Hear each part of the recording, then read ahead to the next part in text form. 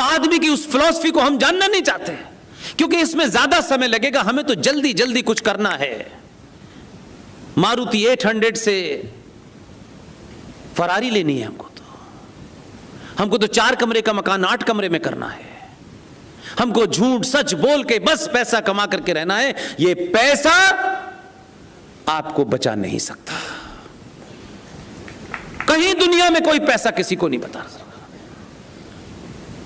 इसलिए हम आज भी हम ये बार बार कहते हैं, मैंने अभी आपके साथियों के साथ भी कहा कि ये आप ही कह रहे हैं, Islam is a religion of piece.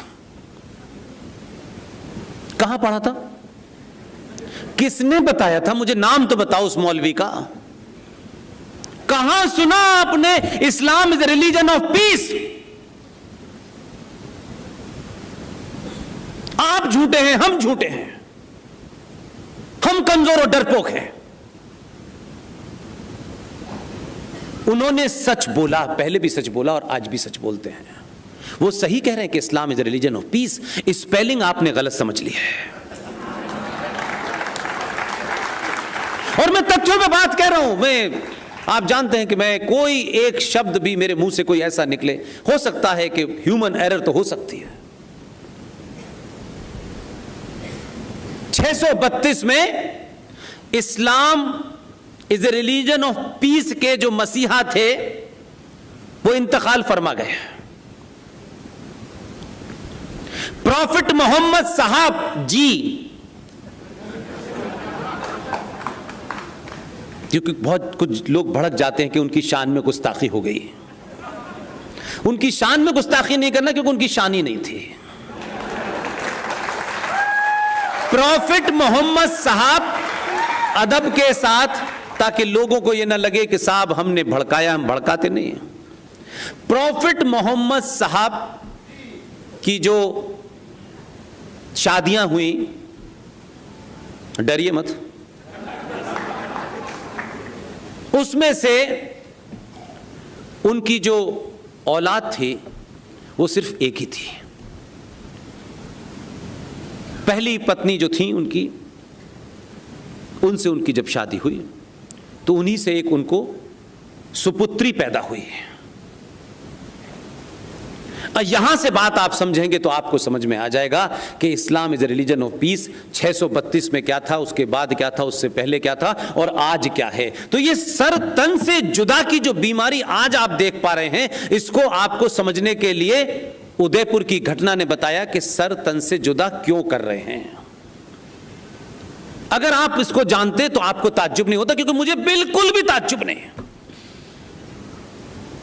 Profit Mohammad साहब की बेटी फातिमा बीवी, उनके शौहर, उनके पति, उनके हस्बैंड इमाम अली, जब वो मस्जिद में फजर की नमाज कहते हैं, सुबह 4:30 बजे की नमाज, 5 वक्त की नमाज होती है, उसमें सुबह सुबह जो 4:30 बजे पहली नमाज अजान दी जाती है उसे फजर कहते हैं। जब इमाम अली सुबह की नमाज पढ़ने मस्जिद में गए, उसी मस्जिद में जहां वो नमाज पढ़ने के लिए बैठे थे, वहीं बराबर में एक आदमी भी था। इत्तेफाक से वो आरएसएस और बीजेपी का नहीं था, बिल्कुल भी नहीं था, कोई दूर दूर तक नहीं था, उस दौर में भी नहीं था। ये मैं इसलिए बोलता हूं ताकि आप कहीं कंफ्यूज ना हो। मस्जिद में जहां बताया जा रहा है, मस्जिद में अल्लाह रहते हैं, उस मस्जिद में प्रॉफिट मोहम्मद के दामाद का कत्ल एक मुसलमान ने किया तलवार से। उनके दामाद का सर तन से जुदा हमने नहीं किया, उन्हीं के रिश्तेदारों ने किया। उनकी बेटी फातिमा के घर में आग लगाई गई और आग लगा करके दरवाजों के नीचे उनको जिंदा जला दिया। उनके बच्चे यानी ही प्रॉफिट मोहम्मद साहब के नवासे यानी फातिमा और अली के बच्चे, 2 बेटे थे, एक का नाम था हसन और दूसरे का नाम था हुसैन। दोनों बच्चों को मुसलमानों ने करबला के मैदान में कलमा पढ़ के गला काटा। आप कह रहे हैं Islam is a religion of peace. तो ये तन सर से जो जुदा हो रहा है ये तब की परंपरा है। इसलिए इमाम अली जिनको मारा, उनके मानने वाले, उन्हें आप लोग शिया कहते हैं। जिंदा कौमें ऐसे ही होती हैं। हमको अगर शत्रु भी कोई जिसे आप मानते हैं या है, अगर उसके अंदर भी कोई ऐसी बात है तो उससे आपको नसीहत लेनी चाहिए।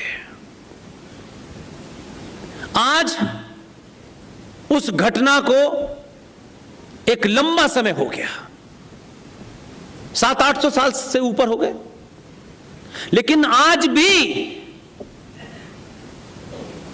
इस देश के और दुनिया के शिया जो इमाम अली को अपना सब कुछ मानते हैं, आज भी मुहर्रम का दिन आता है तो वो सीने को अपने पटक पटक के, या हुसैन हम न हुए, हुसैन अगर हम होते तो तुमको ये मार नहीं पाते। वो आज भी उस कत्ल को पिछले 700-800 साल से मुहर्रम के माध्यम से जिंदा रखते हैं कि हमारे इमाम को किसने मारा। और आप तो 1947 की घटना को भूल करके जिन्होंने कत्ल किया उनके साथ आप भाईचारा ढूंढ रहे हैं। ये गलती आपकी है, हमारी है। हम ये समझते हैं कि कुछ लोग भटक गए हैं। ये जैसे ही आप कहते हैं तो सच के ऊपर पर्दा डालते हैं। उस किताब की फिलॉसफी ये कहती है, ये किताब दुनिया में जब तक रहेगी तब तक अमन चैन नहीं रहेगा। क्या ईरान में, इराक में बीजेपी और आरएसएस करा रही थी 10 साल से युद्ध? क्या सीरिया, लीबिया ये सब इस्लामिक देश थे? ये सारे देश कन्वर्ट हुए हैं। आपका नंबर है और आप इस युद्ध को लड़ना नहीं चाहते। जो संपन्न हैं, हो सकता है कुछ दिन के लिए भाग जाएं, अमेरिका चले जाएं, ऑस्ट्रेलिया चले जाएं, जर्मनी चले जाएं, लेकिन 135 करोड़ में से 100 करोड़ लोग नहीं कहीं भाग सकते। जिनको यहां रहना है उनको लड़ना ही पड़ेगा। इसलिए अगर आप समझते हैं कि किसी समस्या से भाग जाना कोई हल है, तो मैं आपको विश्वास के साथ कहता हूं, समस्या का समाधान और सामना करने से उसका हल होगा, भागने से नहीं होगा। और ये जो झूठ है, गंगा जमुना तहजीब, गंगा भी हमारी, जमुना भी हमारी, तहजीब किसकी? हम चला रहे हैं। ये सारे शत्रुओं ने बनाए नैरेटिव थे जो आपने चलाए, क्योंकि आपने कहा प्रतिकार करने से अच्छा है कोई दोस्ती का रास्ता ढूंढो। इसलिए भाई हमारे, और हम बड़ी जोर जोर से कहते हैं, सदियों से हमारा भाईचारा था। और आजकल तो पॉलिटिकल इस झगड़े में कुछ लोग, वो भी सनातनी हैं, पार्टी उनकी चली, कुछ लोग सनातन से ज्यादा बड़ी अपनी पार्टी समझते हैं। वो आज भी कहते हैं ये आ गए हैं 2014 से, तब से देश का माहौल खराब हो गया है। उससे पहले तो दूध की नदियां बह रही थी, हर गली में सोने की सड़कें थी। ये आ गए हैं, इसकी वजह से समस्या हो गई है। और इतना भाईचारा था हमारे अंदर, लेकिन पूछो 2014 से पहले भारत के गृह मंत्रालय की रिपोर्ट निकाल के देखो, 3900 हिंदू मुस्लिम दंगे उनके दौर में हुए हैं जो कह रहे थे भाईचारा था। इसलिए आज कम से कम आप जैसे प्रबुद्ध लोगों के बीच में बोलने के बाद यह एहसास तो होता है कि आपको पता चल गया, और आप और पता करना चाहते हैं तो पहले तो आपको पता चला कि इस भाईचारे में भाई कौन है और चारा कौन है।